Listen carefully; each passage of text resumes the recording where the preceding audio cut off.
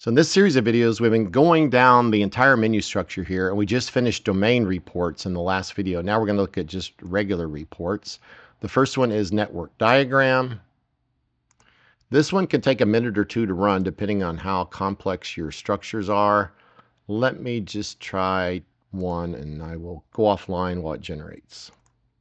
Well, I picked a different one here. I picked Website Garden, and right now I don't think I have that many backlinks to it. So all you're seeing right here are my parasite sites which link to it, but unfortunately they're not indexed. But anyway, this just gives you an idea of what it can draw for the network diagrams. Then you have your outbound links, and right now we're not seeing anything here because basically we've just been switching from how we did our links. We were crawling them internally, and now we're switching over to SE rankings, so that page is temporarily not working.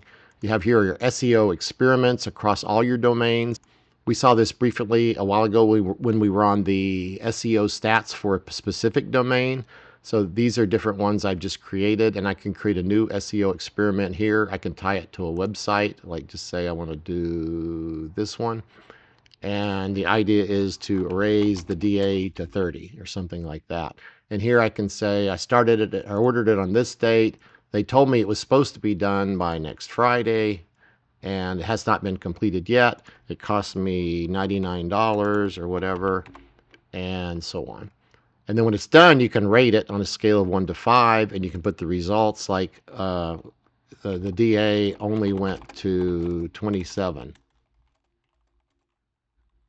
Anyway, you store that as a SEO experiment, and then you can helps you figure out which one of your vendors does good work for you. The next thing is your major home changes. And so now it's looking across all your websites, and it's giving you the ones that are least similar. So here's one that I know got hacked. Maybe I've never fixed it. So CMS training videos, it used to be not responding, it looks like, but then this is definitely the sign of a hacker, that color scheme.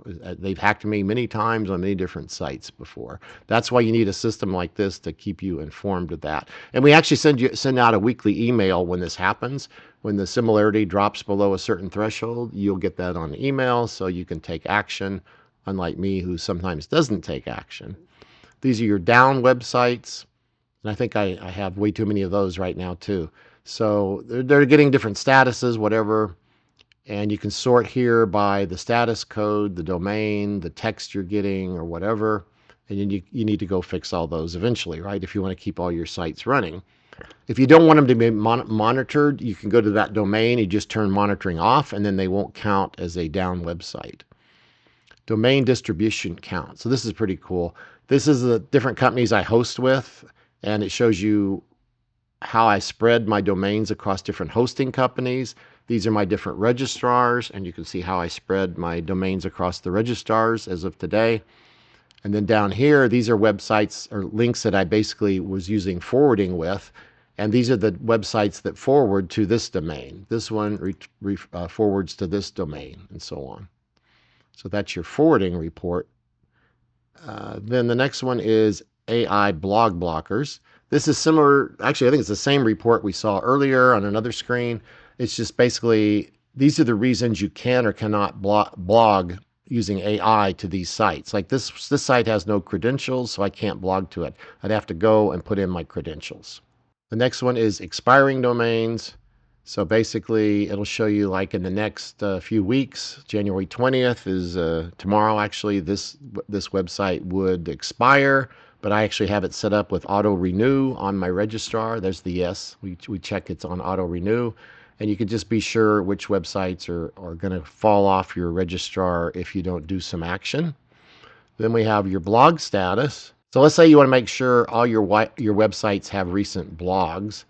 You can come here and see the last posted date means that doesn't look right. Last posted should be the date that blog was last posted. Let me skip to some other random page here. But there, most of them have it. So yeah, maybe those were sites that were down or something. So the last time we posted to this website was August 14th, 2024. Scheduled blogs they're not applicable right now, and then I could go to that site or I could change it and edit it here. Now, if you want to always make sure you have a blog on your website, let me just go back and show you how you do that real quick.